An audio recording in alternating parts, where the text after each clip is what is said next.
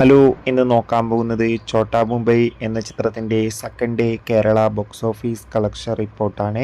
വീഡിയോയിൽ മുൻപ് video like ചെയ്യുക, ചാനൽ സബ്സ്ക്രൈബ് ചെയ്യുക. ജൂൺ മാസം അങ്ങോട്ട് OTT റിലീസ് ചെയ്യാൻ പോകുന്ന ചിത്രങ്ങളുടെ വീഡിയോ നമ്മുടെ ചാനൽ ഭാഗം പരിശോധിച്ചാൽ നിങ്ങൾക്ക് കാണാൻ വേണ്ടി സാധിക്കുന്നതായിരിക്കും. മോഹൻലാൽ, ഭാവന, ഇന്ദ്രജിത്ത്, മണിക്കുട്ടൻ, കലാഭവൻ മണി എന്നൊക്കെ പ്രധാന കഥാപാത്രങ്ങളായി ഇന്നലെ തിയേറ്ററുകളിൽ വീണ്ടും റിലീസിനെത്തിയ ചിത്രമായിരുന്നു ഛോട്ടാ മുംബൈ.